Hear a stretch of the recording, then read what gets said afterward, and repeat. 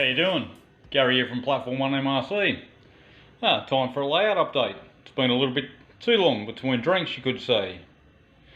If you remember in my last update, I mentioned about these timber blocks here and how to disguise them. As you can see, or as you can't see, the block on the opposite side there. When I mentioned it before about replacing these blocks with pasteboard hinges,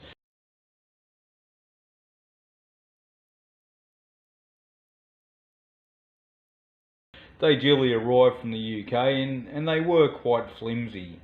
Overall 3 or 4 mil thickness, and I'm thinking, well, by the time you add the weight of the foam, the timber edge here, the MDF and the 48 mil deep or 40 mil deep pine there's a little bit of weight.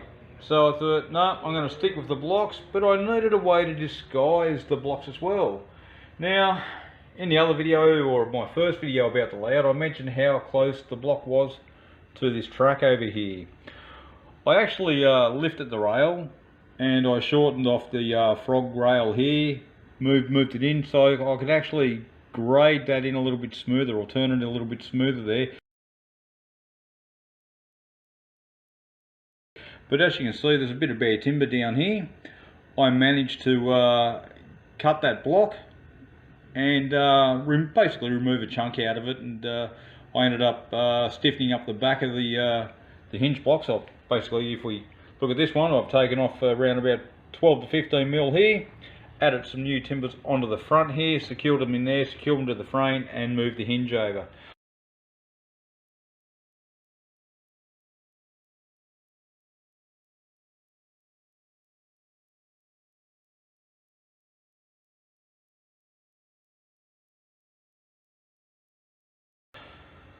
But I thought, how am I going to disguise it? Well, as you can see, containers. Now, these containers, they are from Scale Scenes. John from Scale Scenes produced these as a paper download kit. Works out to be, I think, £3, maybe £4, but you get a good variety of containers in there, 20 foot and 40 foot containers. All I done was printed them at 87% rather than the normal 100%, which would have been 00 scale, which is 4mm. So they're down to HO scale, and when I put them together, if we have a look at this one, it's solid right round. There's the base, and they don't look too bad when you look at this here. All the details there, what you expect to find on a container. Once they're stacked up like that, give it the old 3-foot rule. If I come back out here sort of thing, they still look the part. What I did do with these Maersk and Costco containers was actually not put the back walls or the roof into them. So I'm going to pull these out of here. You can see what I've done there. So basically, when I set up in an exhibition or whatever, I can drop these back in here, or when I'm just playing at home for that matter, and you don't really notice a hinge block. This hinge block over here, I don't really want to put more containers down this side, so I'll probably end up just building a low relief building in there between the fence and the edge of the block here. Just another warehouse, the back of a warehouse. Doesn't have to be too specific, but I don't want it too large. I don't want to overcrowd the view of the railway line in front of us here. So that's basically where I'm at. One other thing that I've gotten onto is the railway crossing. Or actually, I should say the crossing lights. Now, these two lights here, they're from a company here in Tasmania, in Australia, HMA, or Homemade Accessories. So they are railroad crossing, not railway crossing as you'd expect in Australia. And I forget what they were, around 50 bucks for the pair of them. They do flash. I do have other videos of them flashing. I might even edit this and drop a bit of that video in, maybe at the end of the shoot. Also with that, I bought a flasher unit from a company called CDA, another Australian company. Just wire them straight in, hook them up to a 12-volt transformer, and away you go. No sound, but the lights do flash, so doesn't look too bad.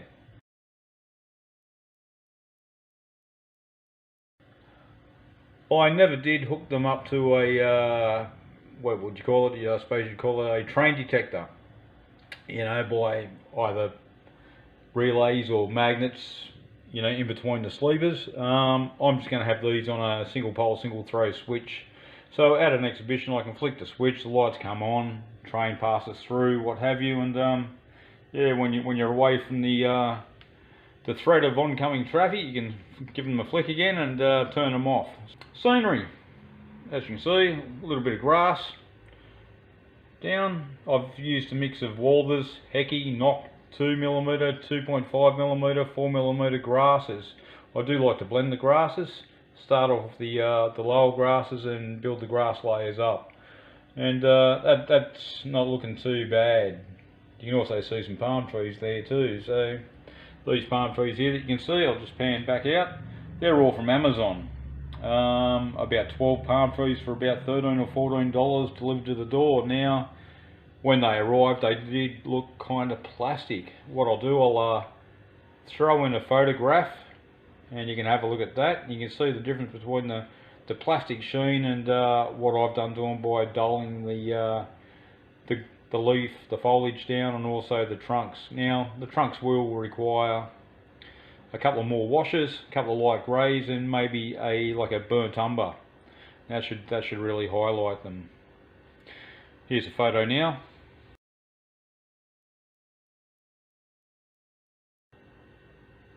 Well, as you can see, they're a big difference. The fence here. That's another little addition I've been working on the last week or so. Now, that's the Walthers kit. Security fencing comes with the gates and all that, so I still haven't finished putting it in. There's around about 700mm of fencing there. Now, I realise the fence kit comes with wire for the rails, the longitudinal rails here, which I wasn't too happy with. They were all slightly bent, so I ended up using 0.64 of an inch, 0.64mm diameter evergreen styrene, and use meat to actually secure them to the posts. You know, I mean, there's always that talk about, you know, securing plastic and metal together with super glue, and eventually it becomes brittle and wants to fall apart. So all plastic construction. I must say that the mesh on the fence, I'll see if I can zoom in closer. Yeah, it's pretty hard to see, but there we go. That is super glued on, little dabs along the rails and pressed into place.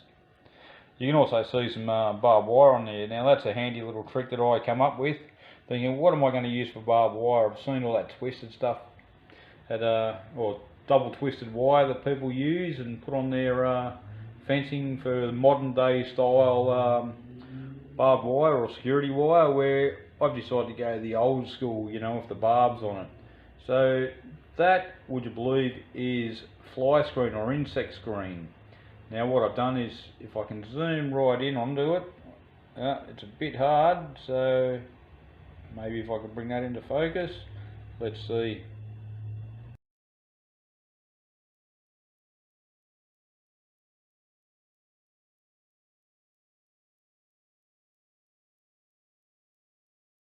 So they're the little cross sections. So basically, you cut down along a length of a strand, and just trim off the cross pieces, just to create those little barbs on the end of on each side of the strand. So there's 3 strands fitted on there. The fence does need weathering and all that, but locomotive, I'm really happy with this.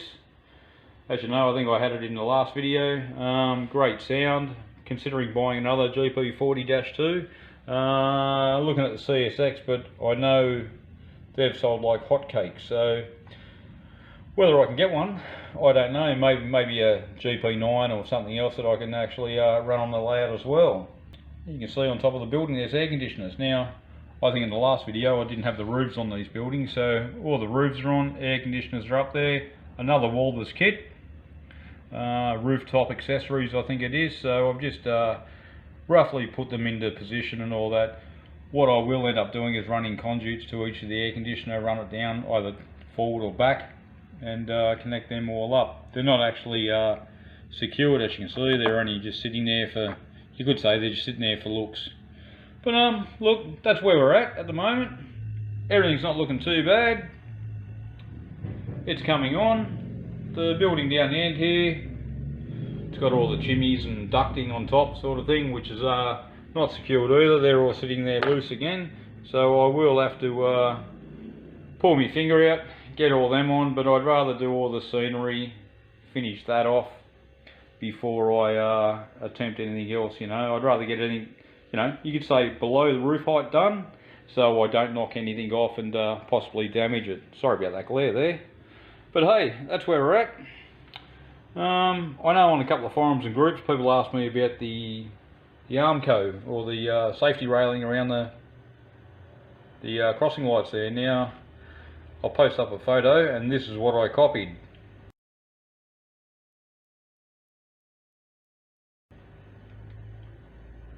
As you can see, that's from, I think it's Northwest 21st Avenue in Miami. I just jumped on Google Maps, had a look around. That's where I got a lot of inspiration for this Miami-based layout from. I could have a look at the railway crossings, I could have a look at the buildings, the general scenery. But anyway, that's what I've tried to emulate there. So what that is half round evergreen styrene rod, and it's actually secured to a thin strip, like I think it's 0.75 or 0.25 styrene strip that I've used to make the circle first.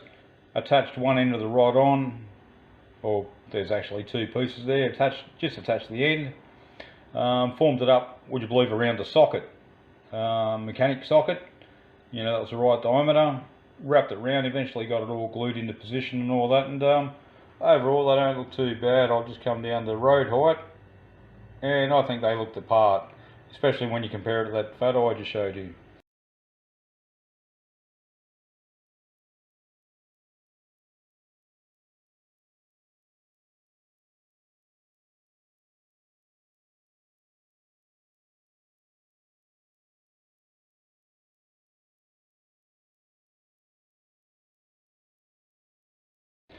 Anyway, there you have it.